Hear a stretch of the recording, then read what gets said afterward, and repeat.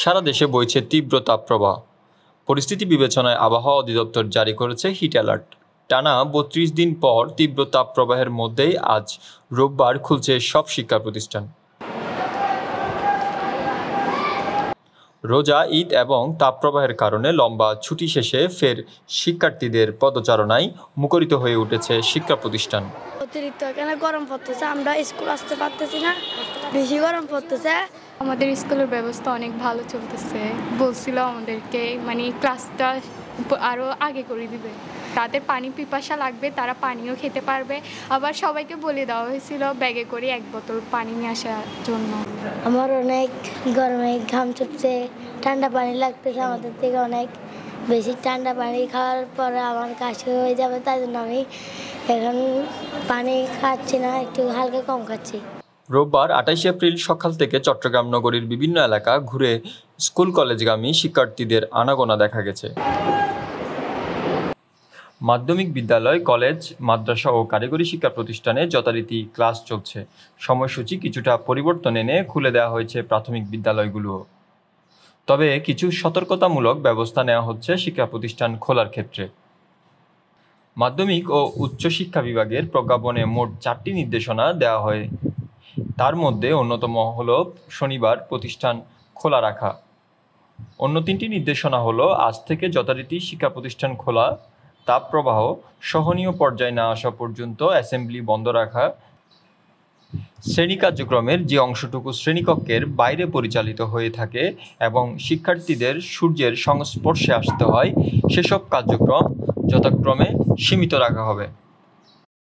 গরম তো পড়তেছে, অনেক পড়তেছে গরম, তারপরে কি করবো, লেখাপড়ার জন্য তো আনতে হবে, কারণ স্কুলে না আসলে পড়ালেখা হবে না, অবশ্যই আনতে হবে, স্কুলের জন্য আনতেছি আর কি। এখন ছাতা ব্যবহার করতে হবে, পানির বোতল সাথে দিতে হবে, এগুলোই করতে হবে, আর কি করবো, করে আনি না, বাচ্চারা নিজে থেকে আসতেছে তো পড়তেছে, তাও তো আসতে হবে, বোঝেন নাই, কারণ না আসলে তো পড়ালেখার দিকে গাঁপতে হয়ে যাচ্ছে। পরীক্ষা শুরু হলে বাচ্চারা এটা একসাথে পেশা নিতে পারবে না, তারপরেও সকালে মর্নিং স্কুল হিসাবে ঠিক আছে, আমাদের জন্য মনে হয় এটা বেটার।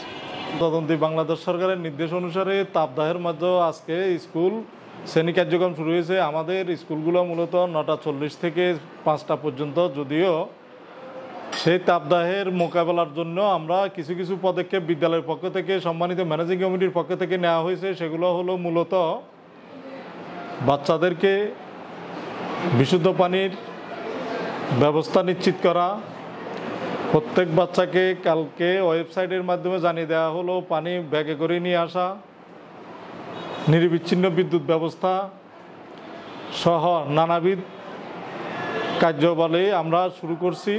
আমাদের শ্রেণী কার্যক্রম শুরু করেছি, আমাদের উপস্থিতি ভালো, আমাদের কারিকুলামের দিকে চেয়ে থেকে আমরা শ্রেণী কার্যক্রম চালানো ছাড়া অন্য কোনো উপায় নাই।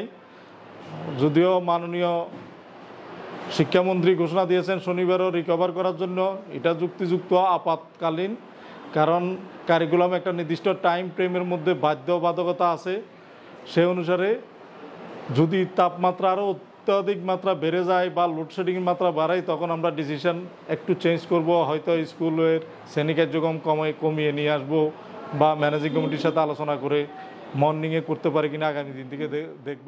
প্রজ্ঞাপনে আরও বলা হয়, তাপদাহ ও অন্যান্য কারণে শ্রেণী কার্যক্রম বন্ধ থাকার ফলে শিক্ষণ ঘাটতি পূরণ এবং নতুন শিক্ষাক্রম অনুযায়ী শিক্ষণফল অর্জনের জন্য পরবর্তী নির্দেশ না দেওয়া পর্যন্ত শ্রেণী কার্যক্রম যথারীতি চলবে।